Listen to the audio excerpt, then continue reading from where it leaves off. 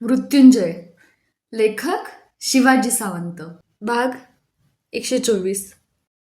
तिची माझी ही पहिलीच भेट होती. ही एकच संधी होती की तिला सुतपुत्र या शब्दाच्या हृदयाला शत पाडणाऱ्या असह्य यातना मला ऐकविता येणार होत्या. सुदैवानं जीवनातील हा एकच फासा माझ्याकडून पडत होता. हा राधेय सुतपुत्र आपणाला वंदन करतो आहे. वंदनीय प्रातस्मरणीय राजमाता. पुढं होऊन तप्त वाळूत गुडघे टेकून मी तिला वंदन केलं. आत्म्याला आत्म्यानंच शुद्धीवर आणावं लागतं. कर्ण, उठ, उठा. तिनं दंडाला धरून मला उठविलं. मला आपण आदरार्थी संबोधू नका राजमाता. महाराज धृतराष्ट्रांच्या रथाचे घोडे हाकणाऱ्या, त्यांना खरारा करणाऱ्या सारथी अधिरथाचा मी पुत्र आहे. सुदैव नाहीपेक्षा आपल्याही राजरथाचे वेग हाती धरून मी आपली ही सारथ्य सेवा केली असती. कर्ण, मला आहो जाऊ म्हणू नको. श्रीकृष्णानं सर्व सांगितलं असताही असं काळजाला घर पाडणारं भेदक काही बोलू नकोस. पुत्रा, तू जाणतोस मी कोण आहे ते. तुला पूर्ण माहीत आहे की तू कोण आहेस ते. सांग, माझ्या नेत्रातील अश्रू तरी तुला परिचयाची वाटतात की नाही? ती आपलं शांत मुख ओंजळीत घेऊन स्फुंदू लागली. अश्रूंनी भडकलेल्या हृदयाचे वनवे कधीच विझत नसतात. तुझे अश्रूच काय, पण मस्तक आपटून इथं रक्त आलेलं कपाळही तू माझ्यासमोर धरलंस तरी त्या रक्ताचीही मला आता ओळख पटणार नाही. या तप्त मरुभूमीसारखं असलेलं माझं जीवन तुझ्या राजजीवनाच्या शीतल गंगापात्राला कधीच स्पर्शू शकत नाही. मी कोण? कुठला? तू राजमाता, पांडवांची भाग्यशाली जननी. कर्ण, आपल्या मातेला राजमाता म्हणून तिच्या वृद्ध मनावर जळजळीत अंगार ठेवू नकोस. पुत्रा, ये, मला आलिंगन दे. तिनं आपले थरथरणारे हात विस्तारले, पाणावलेले डोळे फडफडविले. माता? माता म्हणून घेणाऱ्या निर्दय स्त्रिये, खरोखरच एखादा धगधगीत अंगार तुझ्या हृदयावर कोणी धैर्यानं ठेवलास तर तोही गारठून तिथं राख होईल इतकं तुझं हृदय पाषाणी आहे. माता म्हणून घेण्याचा कोणता अधिकार गाजविण्यासाठी तू माझ्यासमोर उजळ माथ्यानं आज आली आहेस? आजच तुला मातृत्वाचा एवढा कळवळता पुळका का आला? नात्याची लटकी ढाल घेऊन येणाऱ्या निर्दये, माझी माता आहे अश्वनदी, चर्मणवती आणि गंगा. मला आपल्या पर्णकुटीच्या जीर्ण कुडाखाली आश्रय देणारी राधामाता आणि शेवटी आपल्या कुशीत चिरविश्राम देणारी ही माझी पुण्यपावन आर्यभूमी. माता हा शब्द आपल्या कलंकित जिभेनं उच्चारून त्याचं पावित्र्य भ्रष्ट करण्याचं महापातक पुन्हा या कर्णासमोर करू नकोस.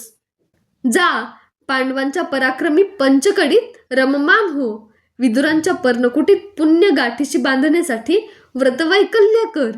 श्रीकृष्णाला कन्या खायला घालून दाताच्या कन्या होईपर्यंत सांग, अधिरथाचा पुत्र माजला आहे, त्याला भीमाच्या गदेनं ठेचूनच काढला पाहिजे. जा, अश्वनदीवर सोडलेल्या माझ्या जीवन नौकेला आता विश्वाच्या महासागरात थोपविण्यासाठी तुझ्या सुरकुतलेल्या हातांचं सुकाणू मुळीच समर्थ नाही. नाळही न कापता सोडलेलं बाळ आपल्या पुत्रांचा काळ होत आहे हे भाळी आलेलं पाहून मुकाट अश्रू ढाळ. जे मी जीवनभर सहन केलं आहे ते तू काही क्षणांसाठी सहन करून बघ. जा, कर्ण तुझा पुत्र नाही, तू त्याची माता नाहीस. वैरी सुद्धा करणार नाही एवढी अक्षम्य शिक्षा तू एका अजान अबोध नवजात बालकाला केली आहेस. कर्ण, कौरवांच्या सहवासात राहून दुर्योधन दुःशासनासारखं बोलताना तू हे विसरतो आहेस की तुझी महान दुःख सहन करण्यासाठी तुला देवानं पुरुषाचं खंबीर काळीच तरी दिलं आहे. पण मी सोसत असलेल्या यातना या मरणाहूनही भयानक आहेत. बालपणापासून दैव मला क्रूर थपडा देत हवं तिथं हकारत आला आहे. मी केलेला तुझा त्याग हा एका मातेनं आपल्या पुत्राचा केलेला त्याग नाही. पुत्रप्राप्तीसाठी असंख्य स्त्रियांची मनं व्यथित होत असताना कोणती माता आपल्या पुत्राचा सुखासुखी त्याग करेल? पण तुझा जन्मच अशा प्रसंगी झाला की तू आणि मी आपल्या दोघांनाही जीवनात मानानं जगण्याचा दुसरा कुठलाच मार्ग नव्हता. पुत्रा, तुझ्या वियोगानं गेली 6 तप्पक क्रंदणारं माझं मातृहृदय माझ्या 5 पुत्रांना कधीच दिसलं नाही. श्रीकृष्ण, विदुर भाऊजी, पितामह यांना कळलं नाही. आणि आज तू ते समजावून घ्यायला तयार नाहीस. तुझा वियोग, वैधव्य, पुत्रांचा वनवास, तुझी निर्भत्सना, द्रौपदीची विटंबना आणि आज तुम्ही बंधूंनी अज्ञानानं एकमेकांविरुद्ध थोपटलेलं दंड पाहताना एखाद्या स्त्रीला वेड लागल्याशिवाय राहील काय? जगाला उजळणाऱ्या, त्याला अंधकारातून मार्ग दाखविणाऱ्या तुझ्या त्या तेजवंत पित्यानं कधीतरी मला मार्ग दाखविला आहे काय? तुझं जीवन तरी उजळलं आहे काय? नाही. कर्ण, सामान्यांची दुःख सामान्य असतात, असामान्यांची दुःखही असामान्यच असतात. तुला ती डोळे मिटून मुकपणे सहन केलीच पाहिजेत. तू ती केलीही आहेस. आता त्यांचा शेवट कर. चल माझ्या पुत्रांत, चल. सर्वांनी तुला राज्याभिषेक केलेला मला एकदा डोळाभर पाहू दे. चल, माझ्या नेत्रांची निरांजनं, अश्रूंची इंगुदी घालून तेवढ्यासाठीच मी गेली 6 तप सतत तेवत ठेवली आहेत. पुत्रा, दुष्ट दुर्योधनानं तुझ्या मनात माझ्या पुत्रांविषयी, तुझ्या बंधूंविषयी द्वेषाचा अंगार, तुझी वेळोवेळी स्तुती करून, मनधरणी करून सदैव यज्ञकुंडासारखा धगधगतच ठेवला आहे. चल, तुझ्या बंधूंच्या आनंदाश्रूंनी तो शांत करून टाक. माझ्या आज्ञेसाठी एक पत्नी, आपल्यात विभागून घेणारे माझे पुत्र, माझ्या शब्दासाठी तुझ्या चरणांवर आपली मस्तकं ठेवून ढसाढसा रडत तुझी क्षमा मागतील. तुझ्यावर उगारलेला आसूड भीम आपल्या हातानं तुझ्या हाती देऊन आपली विशाल पाठ त्याचे प्रहार सोसण्यासाठी तुझ्या पुढं ओनावून धरील. प्राण गेला तरी तो हुंकारही भरणार नाही.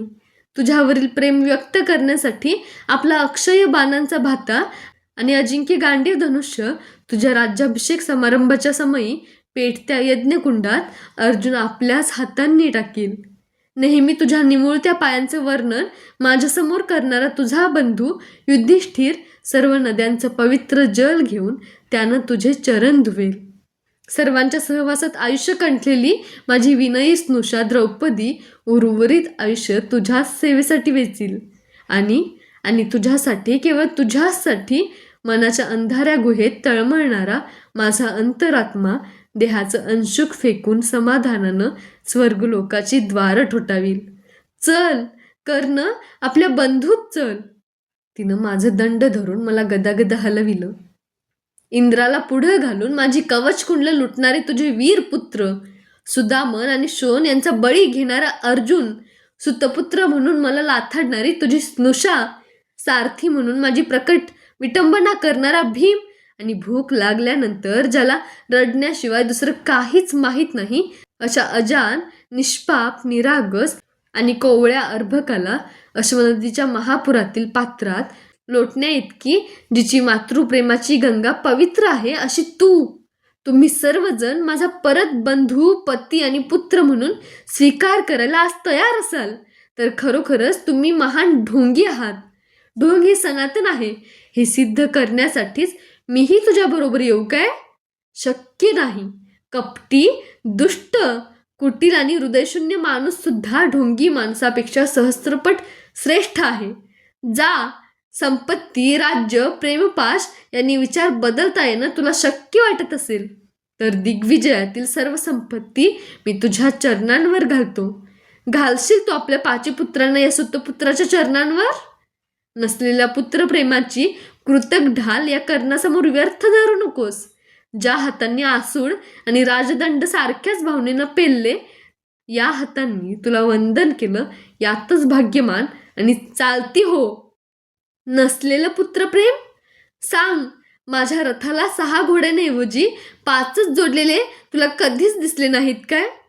तुझ्या विवाहातील शालू आणि अंगुलित्राण तुला आठवत नाही काय? दिग्विजयाहून परतलास त्यावेळी ऋषिकन्येनं भाली चढविलेला कुंकुम तिलक तू इतक्यात विसरलास काय? राजसूय यज्ञाला आलास त्यावेळी तुझ्या पायात सौधावरून पडलेलं माझ्या हातातील हस्तभूषण तुझ्या पुत्रासाठी, वृषसेनासाठी होतं हे तरी तुला सत्य वाटेल काय? इंद्रप्रस्थातील राजवास्तूच्या भित्तीवर चितारलेल्या चित्रातील क्रंदणारी राजस्त्री मीच आहे हे त्या भित्ती तुला आजही सांगतील. त्यावर तरी तुझा विश्वास बसेल काय? आखाड्यातील तुझा पराक्रम पाहून तुझ्या वियोगानं दाटलेल्या दुधाच्या पान्ह्यामुळे भिजलेली माझी कंचुकी तुला ऐकून तरी माहिती आहे काय? सांग, तू माझा पुत्र आहेस असं या हस्तिनापूरच्या चौकात मी आज गरजून सांगितल्यानंतरच तुझा माझ्या मातृत्वावर विश्वास बसणार आहे काय?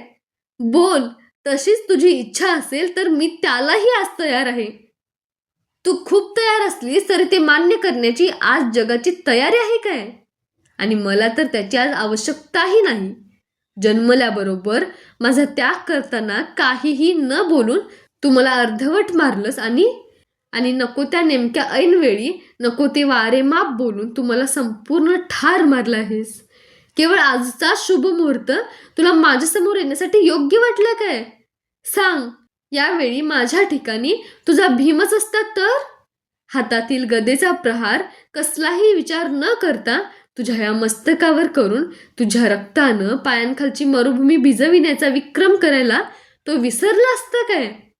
माझ्याऐवजी युधिष्ठिर असतात तर? राजवस्त्र फेकून देऊन भगवी वस्त्र पांघरून संन्यस्त म्हणून तुम्हा सर्वांना टाकून तो हिमालयात गेला नसता काय? तुझा प्राणप्रिय अर्जुन असतात तर? आपलं गांडीव तुझ्या कंठात अडकवून त्यानं आज तुला गदागदा हलविलं नसतं काय? पण मी मात्र तुला वंदन केलं आहे. उगाच लीनत्व पत्करून खोटा मान मिळवायचा म्हणून नव्हे, तर श्रीकृष्णानं सांगितलेल्या नात्याची जाणीव जागती ठेवली आहे म्हणून. मात्र तू मला काय दिलं आहेस? शत्रूही देणार नाही असे दुःखाचे कड? डोळे फाडले तरी काहीही दिसणार नाही असा कोंदटविणारा संभ्रम? जा राजमाते, केवळ पुत्राला जन्म दिल्यानं कोणतीही स्त्री माता होत नसते. उलट जन्म न देताही संस्कारांनी एखाद्या मातीच्या गोळ्याची मूर्ती करता येते. हे एका राजस्त्रीला न जमलेलं महत्कार्य एका शूद्र स्त्रीनं राधा मातेनं करून दाखविलं आहे. जा राजस्त्रिये, राजवाड्यात अरण्यात कुठंही जा. तू एक भ्रांत चित्त माता होतीस आणि राहशील. रामासाठी तडफडून मरणारी कौसल्या माता तुला कळली नाही. मातृत्व हा स्त्री म्हणून मिळालेला सर्वात श्रेष्ठ वर तू शाप म्हणून जीवनभर वागवलास. याचक म्हणून आली नसशील तर सत्वर इथून दूर जा.